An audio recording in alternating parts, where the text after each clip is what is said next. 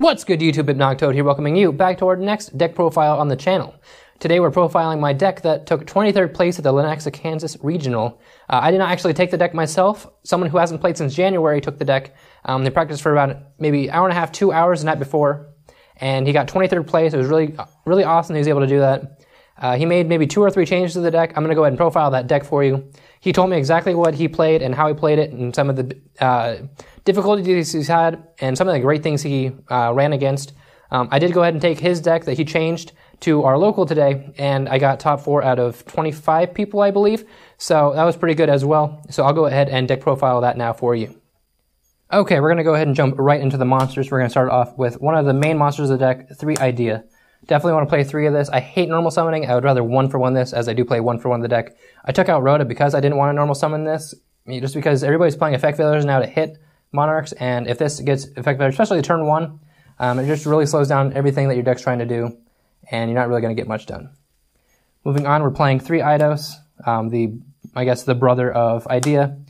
This one allows you to have that additional normal summon, so it's really good to play 3 of. A lot of people play 2 because they don't like drawing into it, but I'd rather just, if I draw into it, you can still normal summon it and get an additional normal summon. It's not that big of a deal. You just really want 3 because if you can, the more you have that you can banish a special idea, the better you are. Moving on to the big monsters, we got our 3 Erebus here. One of the best monsters in the deck. It really makes this deck pop, just because you can go ahead and spin any card from your opponent's graveyard, hand, or field back into the deck, and it does not target. So it's really good. Especially in the mirror match, you can go ahead and spin back your opponent's prime. That way they can't start trying to stall you out until they can get to something. And then we have the Heavenly Monarch, 3 Aether here.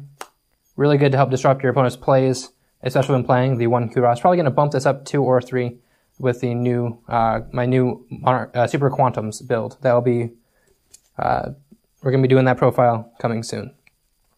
Our last 2 final tribute monsters are 2 Majesty's Fiend. This is one of the best cards in the deck, I feel like, just because everybody has effect monsters and they kind of rely upon their effects.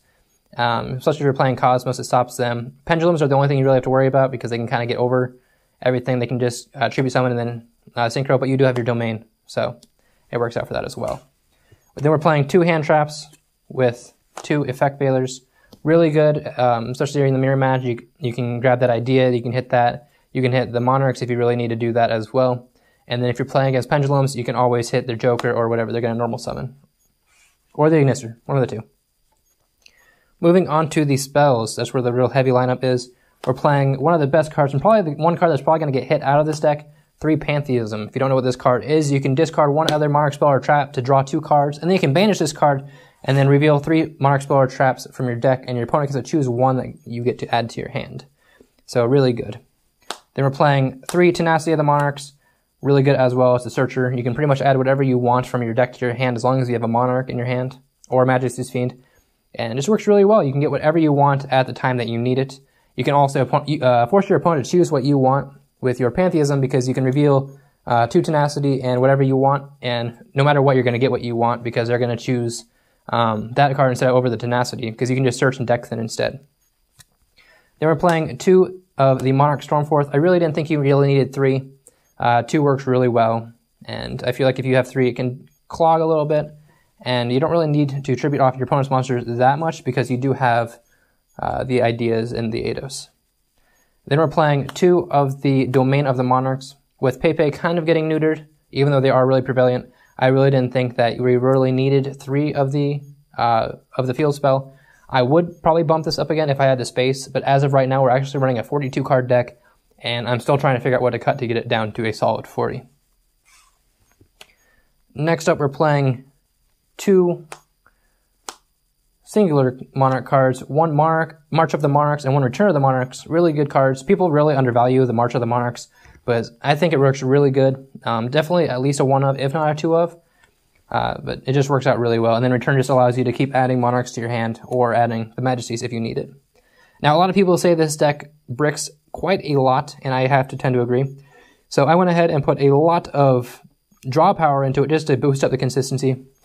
We're playing 3 Upstart Goblin, just to get some extra draw power. And then we're also playing 3 Chicken Game and 2 Terraforming.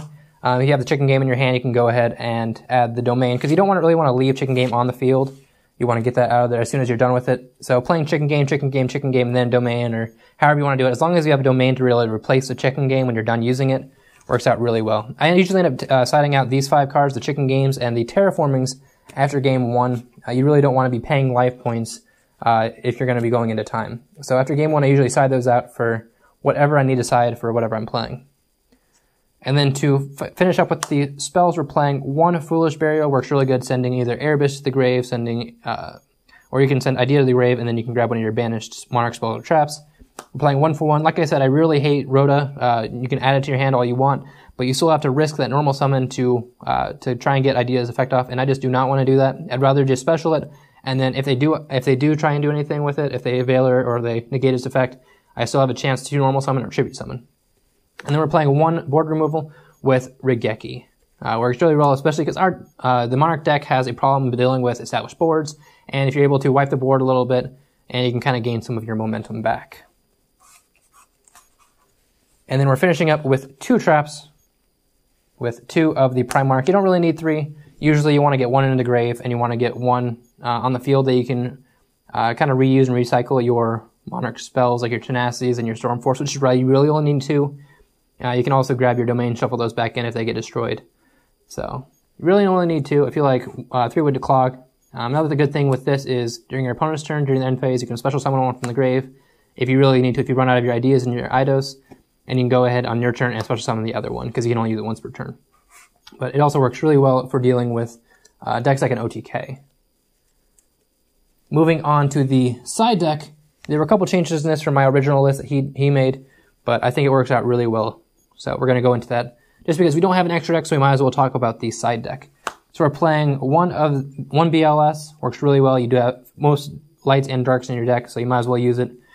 Then we have the 1 Caius, works really well with the mirror, as well as going against any deck that really has lots of prevalent darks, such as BA or the Red Eyes deck. And then we're playing the 1 Thestalis. A lot of people like playing this, like in the beginning during game 1, but I'll only side this in if I know I'm going first, because being able to see your opponent's hand and being able to just discard 1 so they have to start out kind of at a hard point really works out well. Then we're also playing 2 Vanity's Fiend. Works out really well. I love this card, just mostly because it's pretty, but I think it works really well with the deck. I like Majesty's Fiend more because you can search it with return, but I like this card as well. If it had 1000 defense, I think it would be Beast. And then the last 2 monsters we have in here are 2 Maxi. Really good card.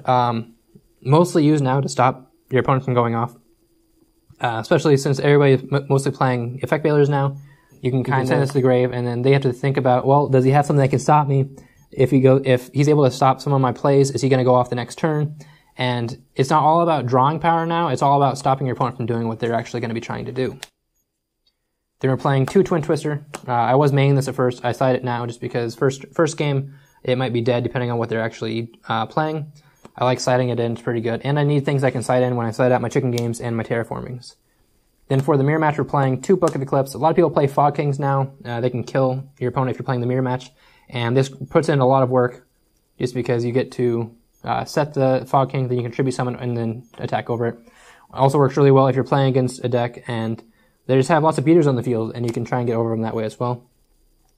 And then our last 2 spells that we're playing are 2 Creature Swap. This actually, if I was going to take this out, because it didn't get used at the regional, it would be for 2 of the Drone Lockbirds. I like that card a lot better. This is mainly in here because if they're going to be having lots of effect negation, like their Ghost Ogres or their Effect Veilers, and they're going to try and, I know they're going to try and negate my idea, I'll special the idea with Eidos from the grave, and then you can just creature swap to your opponent and give them the idea and grab their monster and then tribute their monster for your Monarch, and then you can attack over the idea and get its effect when it gets sent to the grave. So that works out really well. Didn't see any use at the regional, so probably going to be taken out for 2 Droll and Lockbird. And then the 2 traps that I play are 2 Solemn Scolding. I like this a lot better than Strike. Solemn Strike you can kind of play around, especially if they know you have it, because it only negates the special summons or the monster effects, and this negates anything. It is, 2 times what the Scold or the Strike is, but I like it a lot better, especially when you can draw 2 in your opening hand. But that is the deck, guys. This is my turbo build for the Monarchs. I'm going to be bringing this deck again back to you guys for the the Super Quantum build. But we're going to be bringing that probably later on this week or next week when I get all those cards and I can test the deck a little bit better for you guys. So thank you so much for watching. If you did enjoy, please give it 2 thumbs up for me because all your support is greatly appreciated. But until next time, I'm going to get up out of here. Thank you so much for watching. This is the Hypnotic Toad signing out for now. Peace out.